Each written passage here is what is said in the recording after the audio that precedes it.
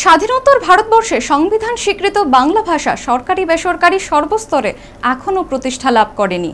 ফলে কর্মসংস্থান থেকে শুরু করে সবকিছুতেই বাঙালিরা ক্রমশ পিছিয়ে যাচ্ছে। বক্তা আমরা বাঙালি ত্রিপুরা রাজ্য কমিটির সচিব গৌরাঙ্গ রুদ্রপাল। সেই সাথে তিনি বলেন, অনেক লড়াই সংগ্রামের পর জাতীয় স্তরে বাংলা ভাষা ধ্রুপদী ভাষার মর্যাদা লাভ করলেও সরকারি স্তরে এখনও তা প্রতিষ্ঠা পায়নি। প্রতি বছরের ন্যায় এবছরও 19 মে বাংলা ভাষা দধিচি বা শহীদ দিবস তথা বাংলা ভাষা মর্যাদা রক্ষা দিবস পালন করল আমরা বাঙালি রাজ্য কমিটি।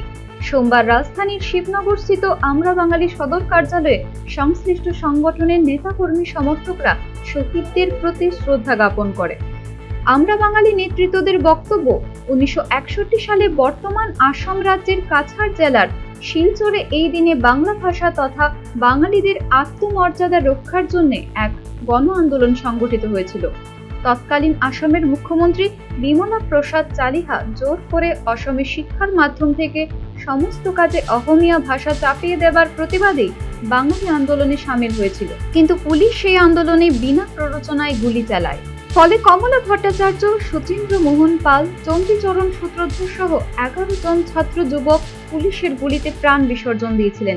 এজন্যই 19 মে স্বাধীনোত্তর ভারতবর্ষে বাংলা ভাষা মর্যাদা রক্ষার জন্য একাদশ শহীদের আত্মবলিদান দিবস হিসেবে পালন করা হয়।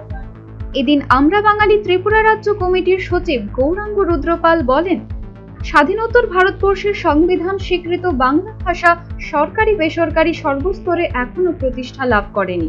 ফলে কর্মসংস্থান থেকে শুরু করে সবকিছুতেই বাঙালিরা ক্রমশ পিছিয়ে যাচ্ছে। সেই সাথে তিনি বলেন, অনেক লড়াই সংগ্রামের পর জাতীয় স্তরে বাংলা ভাষা ধ্রুপদী ভাষার মর্যাদা লাভ করলেও সরকারি স্তরে এখনো তা প্রতিষ্ঠা পায়নি। রবীন্দ্রনাথ ঠাকুর 1913 সালে নোবেল পুরস্কার পেয়েছেন। যে ভাষা ভারতের সংবিধান স্বীকৃত ভাষা, এই বাংলা ভাষা ভারতের বুকে এখনো প্রতিষ্ঠা পায়নি সরকারি বেসরকারি কাজে। একটা জাতির মাতৃভাষা হারিয়ে গেলে জাতির পরিচয় লুপ্ত হয়, শুধু তাই নয়, শোষণ বঞ্চনার শিকার হয়, হীনমন্যতা ভাষাবাদে।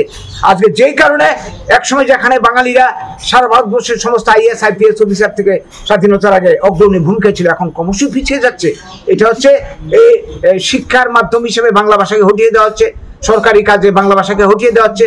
এইটা প্রতিষ্ঠা না হওয়া পর্যন্ত আমরা কিন্তু বাঙালিরা আরো পিছিয়ে যাব। কাজে এর জন্য দরকার সংগ্রাম। আমরা বাঙালি এই লড়াইটা আমরা করে যাচ্ছি আজকের দিনে দাঁড়িয়ে। Bureau report, news vanguard.